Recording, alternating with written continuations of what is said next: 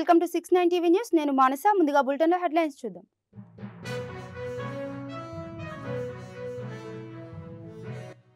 చెంచుల జీవన శైలి మార్చేందుకు ప్రజాప్రభుత్వం కృషి చేస్తుంది. నల్లమల్లలో సాంప్రదాయ నృత్యాలతో సీతక్కకు ఘనంగా స్వాగతం పలికిన గిరిజనులు.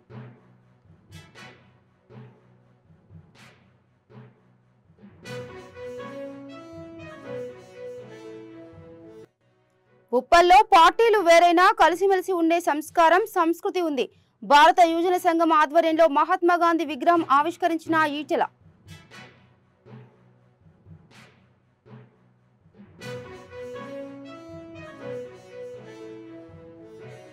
నదుల అనుసంధానంలో సీఎం చంద్రబాబు సంకల్పాన్ని స్వాగతిస్తాం. ప్రైవేటు సంస్థలకు అప్పగించాలనే ఆలోచన సరైంది కాదన్న సిపిఐ నేత రామకృష్ణ.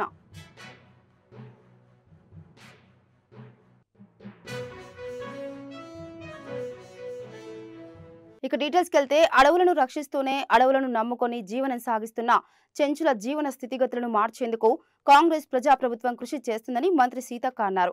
నాగర్ కర్నూలు జిల్లా అమ్రాబాద్ నల్లమల్ల అడవి ప్రాంతంలో చెంచులకు సిపిఎం ట్రస్ట్ ద్వారా ఏర్పాటు చేసిన దుప్పట్ల పంపిణీ కార్యక్రమాన్ని స్థానిక ఎమ్మెల్యే వంశీకృష్ణతో కలిసి దుప్పట్లను పంపిణీ చేశారు. త్వరితగతిన అంతరించిపోతున్న ఆదిమ జాతి చెంచు బిడ్డలను రక్షించుకోవాల్సిన బాధ్యత ఈ ప్రభుత్వంపై ఉందన్నారు. అమ్రాబాద్ నల్లమల్ల ప్రాంతంలోని పర్యాటక ప్రాంతాలను టూరిజం హబ్లోకి తీసుకువెళ్లి సీఎం రేవంత్ రెడ్డి, మంత్రి జూపల్లి కృష్ణారావు సహకారంతో అభివృద్ధి చేయడంతో పాటు స్థానిక చెంచు యువతకు ఉపాధి అవకాశాలు మెరుగుపడతాయని అన్నారు. నల్లమల్లకు వచ్చిన మంత్రి సీతక్కకు స్థానిక ఆదివాసీ గిరిజనులు సాంప్రదాయ నృత్యాలతో ఘనంగా స్వాగతం పలికారు.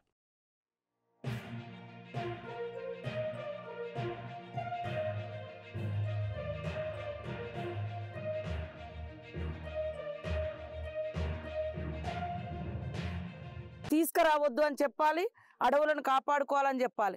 ఇవాళ మనము సఫారీలో వచ్చినాం. సఫారీలో వస్తే చాలా చక్కటి గాలి మనకు వచ్చింది. అదే రూములలో కూర్చుని మనం వదిలిన గాలే మనం పీలుస్తూ ఉంటాం. కానీ ఇక్కడ అట్లాంటి పరిస్థితి ఉండదు. కాబట్టి ప్రతి ఒక్కరు కూడా కనీసం నెలకొకసారి, 2 నెలలకు ఒకసారి ఈ అటవీ ప్రాంతాల్లో కూడా పబ్లిక్ వచ్చేటట్టుగా టూరిస్టులను ఆకర్షించే విధంగా కూడా ఈ నల్లమల్ల ప్రాంతాన్ని కూడా ఖచ్చితంగా అభివృద్ధి చేసే విధంగా మన ప్రభుత్వం, మన సీఎం గారు, అదేవిధంగా టూరిజం మంత్రి గారు, ఇక్కడ స్థానిక ఎమ్మెల్యే గారు చాలా యాక్టివ్గా ఉన్నారు. చాలా అద్భుతం. నేను కూడా 2 ఏళ్లకు 3 ఏళ్లకు ఇక్కడికి అచ్చంపేట, ముఖ్యంగా మన్ననూరు ఈ ప్రాంతానికి వచ్చిపోతూ ఉంటాయి. ఎందుకంటే ఈ సమాజంలో చాలా స్పీడ్గా అంతరిస్తున్నటువంటి జాతి మరి పాపం అది ఇక్కడ సెంచు పరిస్థితి ఉంది. వాళ్ళని డెవలప్ చేసుకోవాలి. వాళ్ళకు అనువైనటువంటి ప్లేసెస్ వాళ్ళు కోరుకున్న కాడ వాళ్ళ నివాసాలు ఏర్పాటు చేయాలి. గౌరవ మంత్రివర్యులు ఈ ప్రాంతానికి సుపరిచితులు.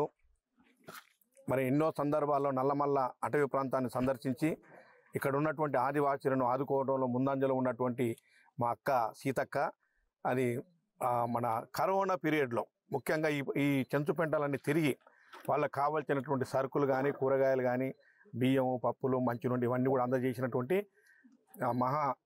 మానవత్వం కలిగినటువంటి మా అక్క సీతక్క గారు రావడం జరిగింది. ఇవాళ అన్ని పెంటలలో CBM trust chairperson doctor Anuradha గారి వారి సారథ్యంలో 1000 దుప్పట్లు పంపిణీ చేయడం జరుగుతూ ఉంది. కొన్ని చేయడం జరిగింది. ఇప్పుడు 2-3 చెంచు పెంటలు ఉన్నాయి, అవి కూడా పంపిణీ చేస్తాం. అదే అన్నిటికి మించి ఈ నల్లమల్ల ప్రాంతం 6 లక్షల ఎకరాలలో విస్తరించి ఉన్నటువంటి నల్లమల్ల తెలంగాణ రాష్ట్రానికి ఊటీ లాంటిది. ఇది తెలంగాణ రాష్ట్రానికి తలమానికం. కాబట్టి ఈ నల్లమల్లలో లింగమయ్య స్వాములకు కొలువైనటువంటి నల్లమల్లలో 18 ప్లేసెస్ ఉన్నాయి టూరిజం డెవలప్ చేయడానికి. 18 ప్లేసులలో మొట్టమొదటిది ఉమామహేశ్వరం, తర్వాత లొద్ది మల్లయ్య. మేడ్చల్ జిల్లా ఉప్పల్ భారత యువజన సంఘం ఆధ్వర్యంలో మహాత్మా గాంధీ విగ్రహ ప్రతిష్ఠ కార్యక్రమాన్ని నిర్వహించారు. ఈ కార్యక్రమానికి ముఖ్య అతిథిగా మేడ్చల్ మల్కాజ్గిరి పార్లమెంట్ సభ్యులు ఈటెల రాజేందర్, ఉప్పల్ స్థానిక ఎమ్మెల్యే బండారు లక్ష్మారెడ్డి పాల్గొని మహాత్మా గాంధీ విగ్రహ ఆవిష్కరణ చేశారు. ఉప్పల్లో పార్టీలు వేరైనా కలిసిమెలిసి ఉండే సంస్కారం, సంస్కృతి ఉన్న ప్రాంతమన్నారు ఈటెల రాజేందర్. ఈ కార్యక్రమంలో మాజీ ఎమ్మెల్యేలు బేతి సుభాష్ రెడ్డి, ఎన్వీఎస్ఎస్ ప్రభాకర్, ఉప్పల్ సీనియర్ నాయకులు తదితరులు పాల్గొన్నారు. ఈ ఉప్పలకే ఒక గొప్ప చరిత్ర. ఉప్పల్లో పార్టీలు వేరుగైనా అందరు కలిసిమెలిసి ఉండేటువంటి సంస్కారం ఉన్న, సంస్కృతి ఉన్న ప్రాంతం ఇది. ఇక్కడ గాంధీ గారి విగ్రహాన్ని ఈరోజు ప్రతిష్ఠించుకోవడం ఒక మహాభాగ్యంగా భావిస్తూ ఉన్నాం. దానికి ముఖ్య అతిథిగా పెద్దలు లక్ష్మారెడ్డి గారు, స్థానిక శాసనసభ్యులు లక్ష్మారెడ్డి గారు, అదేవిధంగా స్థానిక మాజీ శాసనసభ్యులు నాయకులంతా కూడా వచ్చి ఈ కార్యక్రమం నిర్వహించింది. దీనిలో పాల్గొన్న వాళ్ళందరికీ కూడా శుభాకాంక్షలు తెలియజేస్తూ నూతన సంవత్సర శుభాకాంక్షలు యావత్ తెలంగాణ ప్రజానికానికి. Thank you. ఆంగ్ల నూతన సంవత్సర దినోత్సవంగా ఇవాళ భారతీయ విజ్ఞాన సంఘం ఆధ్వర్యంలో మహాత్మా గాంధీ పునర్ప్రతిష్ఠ నిర్మాణం జరగడం మా అందరికీ అదృష్టం. ఇవాళ ఇక్కడికి విచ్చేసినటువంటి మా ఎంపీ గారు, అలాగే మా శాసనసభ్యులు మా ఎంపీ గారు ఈటెల రాజేందర్ గారు, మన మహాత్మా గాంధీ చరిత్ర గలది మా ఉప్పల్లో. అలాంటి మహాపురుషుడు అందరికీ కూడా ఆదర్శం. తన యొక్క ఆశయాలను మేము ఎప్పుడు కూడా నిలబెట్టాలి. ప్రతి ఒక్కరుగా మహాత్మా గాంధీ గారి విగ్రహం అసలు ఎందుకు పెడతారంటే, అలాంటి విగ్రహంతో మనం ఏదైనా స్ఫూర్తి తీసుకుంటాము. అది ఎలాంటి చెడు తవ్వలు పట్టకూడదు. మహాత్మా గాంధీ గారు ఎలా అయితే భారతదేశం ఒక స్వాతంత్రం కోసం ఎలా అయితే పోరాటం చేశారో, ఎలాగైతే మంచి పనులు చేస్తారో అవన్నీ కూడా మనం కూడా చేయాలని చెప్పేసి మహాత్మా గాంధీ విగ్రహాన్ని ప్రతి ఊరిలో నిర్మించడం జరుగుతుంది. సో అందులో మా భారతీయ విజ్ఞాన సంఘం తరఫు నుంచి ఈ యొక్క మహాత్మా గాంధీ విగ్రహాన్ని పునర్ప్రతిష్ఠ చేయడం అందరికీ కూడా అదృష్టం. అందరూ కూడా తన యొక్క గోదావరి బానకచెర్ల అనుసంధానం చేసి రాయలసీమలో కరువు వలసలను శాశ్వతంగా నివారించాలని సీఎం చంద్రబాబు సంకల్పాన్ని స్వాగతిస్తామని, అయితే ప్రాజెక్టుల నిర్మాణం, నిర్వహణ ప్రైవేట్ సంస్థలకు అప్పగించాలనే ఆలోచన సరైనది కాదని, ఇది ప్రమాదకరమైన నిర్ణయమని సిపిఐ రాష్ట్ర కార్యదర్శి రామకృష్ణ అన్నారు. కర్నూలులో సిపిఐ శతవార్షికోత్సవాలు ఘనంగా జరిగాయి. ఈ సందర్భంగా జరిగిన సభలో రామకృష్ణ మాట్లాడుతూ, గోదావరి బానకచెర్ల అనుసంధానాన్ని కేంద్ర నిధులతోనే పూర్తి చేయాలని, లేకుంటే రాష్ట్ర ప్రభుత్వమే చేపట్టాలన్నారు. అయితే ప్రాజెక్టుల నిర్మాణం, నిర్వహణ ప్రైవేట్ సంస్థలకు అప్పగిస్తే భవిష్యత్తులో రైతులు నీటిని కొనుక్కోవాల్సి వస్తుందన్నారు. చంద్రబాబులో మళ్లీ పాత ఆలోచనలు పురుడు పోసుకుంటున్నాయని ఆరోపించారు. ఎన్నికల ముందు విద్యుత్ ఛార్జీలు పెంచేది లేదని చెప్పిన చంద్రబాబు ఇప్పుడు ఛార్జీలు పెంచి ప్రజలను మోసం చేశాడని ఆరోపించారు. ఈ వార్షికోత్సవాలు నిర్వహిస్తా ఉన్నాం. భారత కమ్యూనిస్ట్ పార్టీ ఆవిర్భవించిన కాన్పూర్ నగరంలో సిపిఐ జాతీయ ప్రధాన కార్యదర్శి డి రాజా గారు ప్రారంభించారు. దేశంలోని అన్ని రాష్ట్రాల్లో కూడా పార్టీ ఉన్న అన్ని జిల్లాల్లో కూడా భారీ ఎత్తున ఇవాళ ఉత్సవాలు జరుపుకుంటా ఉన్నాం. ఈ దేశ స్వాతంత్ర పోరాటంలో పాల్గొని దున్నేవాడికి భూమి దక్కాలి, పేదవాళ్ల సమస్యలు పరిష్కారం కావాలి, కష్టజీవుల రాజ్యం రావాలి, కార్మిక వర్గ హక్కులను కాపాడాలనే లక్ష్యంతో ఎన్నో పోరాటాలు చేశాం. సమాజ నిర్మాణం సాధ్యం కాకపోయినా దేశంలో ఉన్న కోట్లాది మంది కష్టజీవుల తరఫున జరుపుతున్న పోరాటాల్లో ఎర్ర జెండా అగ్రభాగాన ఉంది. ఆ దిశగా ముందుకు సాగాలనే ఈ వార్షికోత్సవాలు జరుపుకుంటా ఉన్నాం. ఇవాళ కేంద్రంలో అధికారంలో నరేంద్ర మోడీ ప్రభుత్వం ఆర్ఎస్ఎస్ బీజేపీ శక్తులకు ఏనాడు కూడా స్వాతంత్ర పోరాటంలో పాల్గొన్న చరిత్ర లేదు. వారు పోరాటంలో పాల్గొనకపోగా పరోక్షంగా బ్రిటిష్ వారికి ఇక విశాఖ ఉక్కు ఉద్యమాన్ని ఇంటింటి ఉద్యమంగా బీఎస్పీ ఉధృతం చేయబోతుందని బీఎస్పీ జాతీయ కోఆర్డినేటర్ ఎంపీ రామ్జీ గౌతమ్ తెలిపారు. విశాఖ స్టీల్ ప్లాంట్ వద్ద బహుజన్ సమాజ్ పార్టీ నిర్వహించిన మహాధర్నాలో ఆయన పాల్గొన్నారు. కార్మికుల ఉక్కు ప్రైవేటీకరణ వ్యతిరేక గళాన్ని పార్లమెంట్లో వినిపిస్తామని హామీ ఇచ్చారు. కలిసికట్టుగా విశాఖ ఉక్కును కాపాడుకుందామని, దేశంలో రాజ్యాంగాన్ని గౌరవించే ఏకైక పార్టీ బీఎస్పీ మాత్రమే అని చెప్పారు. లక్నో నుండి తమ పార్టీకి చెందిన ఎంపీ పోరాటానికి వస్తే ఇక్కడ ఎంపీలు ఏం చేస్తున్నారని ఆయన మండిపడ్డారు. కోతవేటు దూరంలో ఉన్నటువంటి ఎడవల్లి గ్రామంలో దళితుల భూమి 416 ఎకరాలు స్వాధీనం చేసుకుంటుంది ఈ ప్రభుత్వం. దళితులకు 3 ఎకరాల భూమి ఇవ్వరా అని చెప్పి మేము అడుగుతుంటే వాళ్ళకి ఇచ్చిన భూములు లాక్కుంటున్నారు. గ్రానైట్ పడిందని ఆ గ్రానైట్ లీజు దళితులకే వచ్చు కదా. చంద్రబాబు నాయుడు ఏమంటున్నాడు, 20-30 కల్లా ఒక్కొక్క ఇంట్లో ఒక్కొక్క కుటుంబానికి ఒక్కొక్క పారిశ్రామికవేత్త అంటున్నాడు. మొన్నప్పుడు ఆ ఎడవల్లి గ్రామంలో 120 కుటుంబాల్లో 120 పారిశ్రామికవేత్తని గ్రానైట్ వ్యాపారం చేయొచ్చు కదా. అలా కాకుండా 2 పాలక కులాలకు చెందిన వాళ్లే ఆ గ్రానైట్ భూముల్ని దోచుకోవటానికి ప్రభుత్వం సహకరిస్తుంది. అందువలన వాళ్ళకి ముడుపులు అందుతున్నాయి. ఈ రోజున ఉన్నట్టు ఖనిజ సంపద అంతా రేపు బాక్సైట్ కూడా, మన విశాఖ ఏజెన్సీలో బాక్సైట్ కూడా ట్రైబల్స్కి వాళ్ళు ఇచ్చినట్లయితేనే, వాటా ఇచ్చినట్లయితేనే, అమరావతి రైతులకు ఎట్లయితే ఎకరానికి 1400 గజాలు ఇచ్చారో ప్రతి సంవత్సరం 30,000 రూపాయలు ఎలా అయితే ఇస్తున్నారో అదే మాదిరిగా మీరు ఎక్కడ ల్యాండ్ తీసుకున్నా భూమి ఇచ్చిన వాళ్ళు ఖచ్చితంగా వాటా పరిశ్రమల్లో మనం కోరినప్పుడే ఈ పరిశ్రమలు ఇట్లా అన్యాక్రాంతంగా ఈ భూమి అన్యాక్రాంతంగా ఉంటాయి. ఈ రోజున ఇక్కడ 22,000 ఎకరాలు ఇచ్చినటువంటి ప్రజలు ఎవరైతే ఉన్నారో వాళ్ళకి 1400 గజాలు చొప్పున స్థలం ఇవ్వమనండి. అదాని ఇస్తాడా, మోడీ ఇస్తాడా చంద్రబాబు ఇస్తాడా నిర్ణయించుకోమనండి. అప్పుడే దానికి ఉద్యమిస్తేనే. సైబరాబాద్ ఎస్ఓటీ చందానగర్ పోలీసులతో కలిసి ఒరిస్సా నుండి వస్తున్న కారును గంగారం చెరువు వద్ద తనిఖీ చేయగా కారు ఇంజన్లో ఉన్న ఖాళీ స్థలంలో కార్ డోర్లలో దాచి ఉంచిన 17,85,000 విలువైన 60 కిలోల గంజాయి ప్యాకెట్లను పోలీసులు స్వాధీనం చేసుకున్నారు. చమన్, శివంపేట, ఉమాకాంత్, అర్జునసాయి, కృష్ణలను అదుపులోకి తీసుకుని విచారిస్తున్నారు పోలీసులు.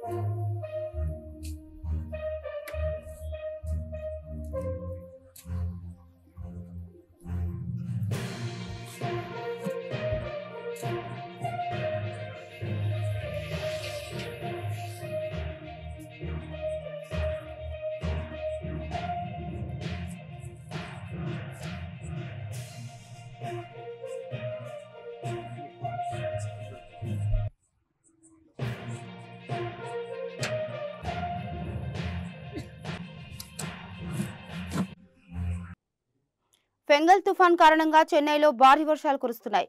తుఫాన్ మధ్యలో చెన్నై ఎయిర్పోర్ట్లో ల్యాండ్ అయ్యేందుకు ట్రై చేసిన ఇండిగో విమానం త్రుటిలో ప్రమాదాన్ని తప్పించుకుంది.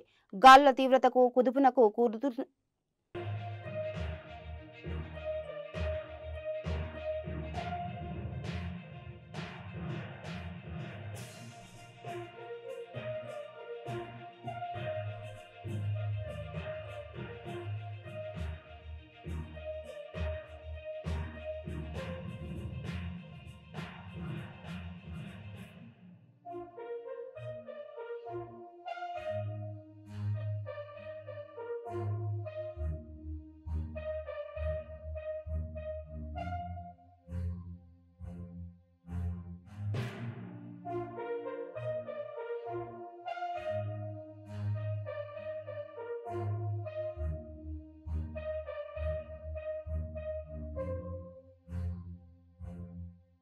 నూతన సంవత్సరాన్ని పురస్కరించుకుని స్వర్ణగిరి ఆలయానికి భక్తులు పోటెత్తారు. యాదాద్రి స్వర్ణగిరి దేవాలయానికి ఉదయం నుండి భక్తుల రద్దీ పెరిగింది. స్వామివారి దర్శనానికి క్యూలైన్లు వేచి ఉన్న భక్తుల కోసం ఆలయ నిర్వాహకులు ప్రసాదాన్ని అందజేయడం జరిగింది.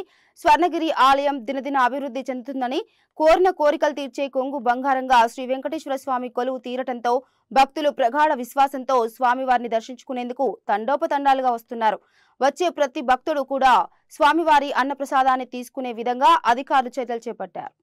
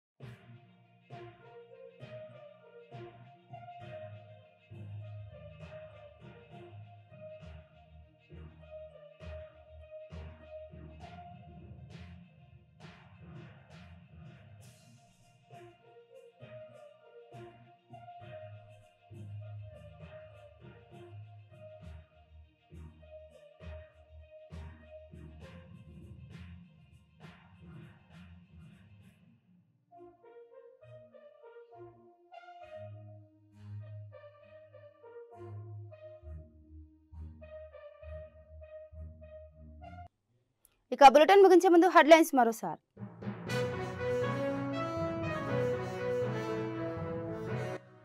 చెంచుల జీవనశైలి మార్చేందుకు ప్రజాప్రభుత్వం కృషి చేస్తుంది.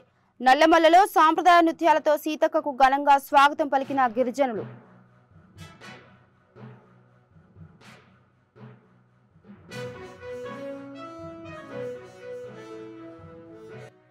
ఉప్పల్లో పార్టీలు వేరైనా కలిసిమెలిసి ఉండే సంస్కృతి ఉంది. భారత యువజన సంఘం ఆధ్వర్యంలో మహాత్మా గాంధీ విగ్రహం ఆవిష్కరించిన ఈటెల.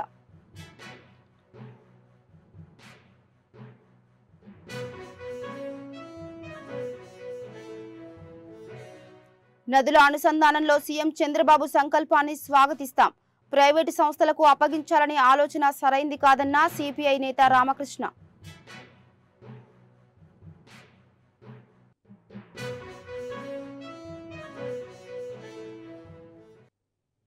ఇవి బులెటిన్ అప్డేట్స్. మరో బులెటిన్ తో మళ్ళీ కలుద్దాం. అంతవరకు చూస్తూనే ఉండండి 69 టీవీ న్యూస్. నమస్తే.